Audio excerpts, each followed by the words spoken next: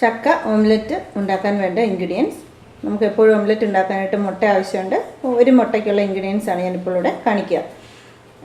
ഒരു മുട്ട, കറിവേപ്പില ആവശ്യത്തിന്, കൊത്ത ചക്ക അല്ലെങ്കിൽ മൂപ്പ് കുറഞ്ഞ ചക്ക എടുക്കണം. മൂപ്പ് കൂടിയ ചക്ക എടുക്കരുത്. മൂപ്പ് കുറഞ്ഞ ചക്ക കൊത്തി അരിഞ്ഞത്, 2 ചെറിയ ഉള്ളി ചെറുതായിട്ട് അരിഞ്ഞത്, വളരെ കുറച്ച് തേങ്ങ, ഇഞ്ചി കൊത്തി അരിഞ്ഞത് ലേശം, 2 കാന്താരിമുളക് അരിഞ്ഞത്, കുറച്ച് കുരുമുളക് പൊടി, ഉപ്പ് ആവശ്യത്തിന്. ഇത്രയും ഇൻഗ്രീഡിയൻസ് ഉപയോഗിച്ചാണ് നമ്മൾ ചക്ക ഓംലെറ്റ് തയ്യാറാക്കിയെടുക്കുന്നത്. അപ്പോൾ നമുക്കിനി സാധാരണ ഓംലെറ്റ് അടിച്ചെടുക്കുന്നത് പോലെ തന്നെ ഇതെല്ലാം കൂടെ മിക്സ് ചെയ്ത് നന്നായിട്ട് അടിച്ചെടുക്കാം.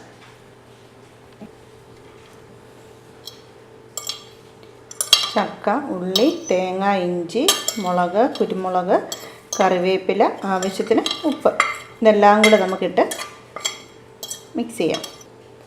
നമുക്കതിലേക്കൊരു മുട്ട ഉടച്ചൊഴിക്കാം.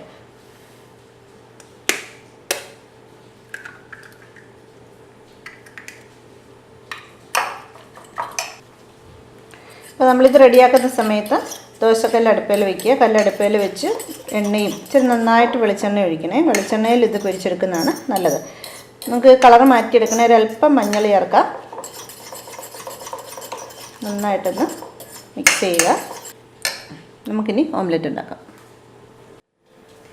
നമ്മുടെ ചക്കയൊക്കെ വെന്ത് കിട്ടേണ്ടത് കൊണ്ട് ഒരല്പം നന്നായിട്ട് തന്നെ വെളിച്ചെണ്ണ ഒഴിക്കണം. വെളിച്ചെണ്ണയിൽ പൊരിച്ചെടുക്കുകയാണെങ്കിൽ നല്ല രുചി കൂടുതലുണ്ടാകും.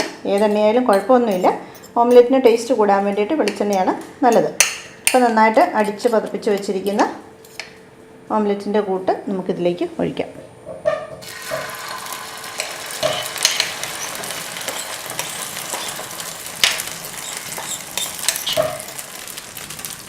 നിരത്തി കൊടുക്കുക.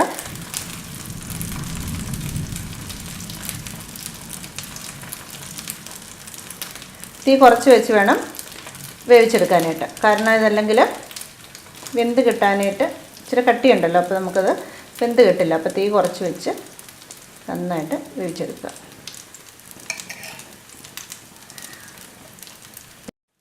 നമുക്കിതൊന്ന് മൂടി വെച്ച് വേവിക്കാം.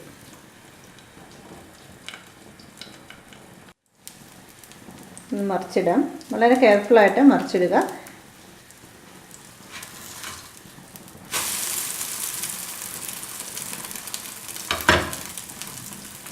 വീണ്ടും മൂടി വയ്ക്കാം.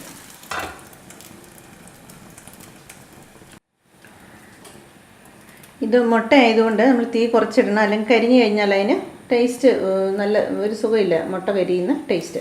അപ്പോൾ നമ്മൾ അത്യാവശ്യം മൂക്കുകയും ചെയ്യണം, മൊരിയണം, പക്ഷേ കരിയാൻ പാടില്ല. അപ്പോൾ നമുക്കൊന്ന് മറിച്ചിടാം. പതുക്കെ എന്നാൽ മുക്കിയൊക്കെ കൊടുക്കുക. നല്ല രുചിയാണ് കേട്ടോ, നല്ല രുചിയുള്ള ഓംലെറ്റാണിത്.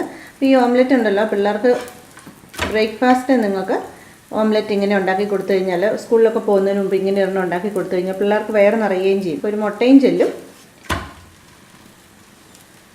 ഓംലെറ്റ് ഏകദേശം റെഡി ആയിക്കൊണ്ടിരിക്കുന്നു. ഞാൻ ഇച്ചിരി കൂടെ ഒന്ന് മൊരിച്ചെടുക്കുകയാണേ. പിന്നെ ഇതിന് ഉപ്പൊക്കെ ഉണ്ടോ എന്ന് നോക്കണം. ഉപ്പൊന്നും ഇല്ലെന്നുണ്ടെങ്കിൽ ടേസ്റ്റ് കുറയും. അതുപോലെ തേങ്ങ ഇടുവോ ഇടാതിരിക്കുകയോ നിങ്ങളുടെ ഇഷ്ടമാണ്. നിങ്ങൾക്ക് തേങ്ങ ഉപയോഗിക്കാം, ഉപയോഗിക്കാതിരിക്കാം. പക്ഷേ കുരുമുളകും ഇഞ്ചിയൊന്നും ചേർക്കാൻ മറക്കരുത്.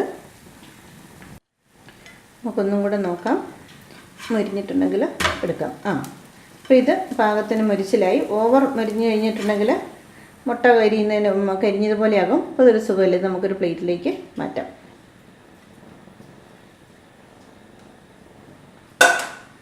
അപ്പോൾ നമ്മുടെ ചക്ക ഓംലെറ്റ് റെഡിയായി കഴിഞ്ഞു. ചൂടോടെ കഴിക്കണം. തണുത്ത് കഴിക്കാവുന്ന സാധനമല്ല, നല്ല ചൂടോടെ തന്നെ അത് കഴിക്കുക. നമ്മുടെ ചക്ക ഓംലെറ്റ് നമുക്കൊന്ന് മുറിച്ച് നോക്കാം.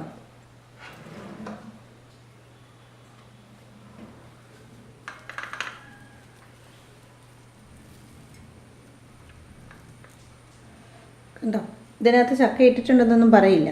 അത് നമ്മുടെ മൂത്ത ചക്കയാണെന്നുണ്ടല്ലോ, ആ ചക്ക നന്നായിട്ട് മൂത്താണെന്നുണ്ടെങ്കിൽ ആ ചക്കയുടേതായ ടേസ്റ്റ് വരും. അപ്പോൾ മൂപ്പ് കുറഞ്ഞ ചക്കയാണെന്നുണ്ടെങ്കിൽ ഇതിനകത്ത് ചക്ക ചേർത്തിട്ടുണ്ടെന്നേ പറയില്ല. അപ്പോൾ നമ്മുടെ പിള്ളേരൊക്കെ ഈ ചക്ക കഴിക്കാൻ മടിയുള്ള പിള്ളേരൊക്കെ ഉണ്ടല്ലോ, അവരെയൊക്കെ പറ്റിക്കാണ്ട് നല്ല സൂപ്പർ സാധനമാണ്. അപ്പോൾ അവർക്കത് ഇഷ്ടമാകും. ഇവിടെ എൻ്റെ പിള്ളേരെ ഇഷ്ടപ്പെടുന്നതുകൊണ്ടാണ് എൻ്റെ പിള്ളേർക്ക് ഇഷ്ടപ്പെടുമെന്ന് പറയുന്നത്. അപ്പോൾ സ്വാദുള്ളതും നിങ്ങളിതുവരെയും പരീക്ഷിക്കാത്തതുമായ ഈ ചക്ക ഓംലെറ്റ് നിങ്ങളൊന്ന് ട്രൈ ചെയ്ത് നോക്കണം.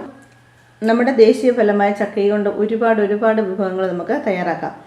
അപ്പോൾ നിങ്ങൾ ഇത് മറക്കാതെ ഇത് ചെയ്യണം. ഇനിയുണ്ട് കൊത്തച്ചക്കയുടെ വിഭവങ്ങൾ വേറെയുണ്ട്. അപ്പം നമുക്ക് പിന്നാലെ വീണ്ടും പുതിയ വിഭവങ്ങൾ കാണാം. അപ്പോൾ ഈ ഓംലെറ്റ് പെട്ടെന്ന് തയ്യാറാക്കിക്കോളൂ. വീഡിയോസ് സബ്സ്ക്രൈബ് ചെയ്യാനായിട്ട് മറക്കരുത്. Thanks for watching Preethi's Mana kitchen.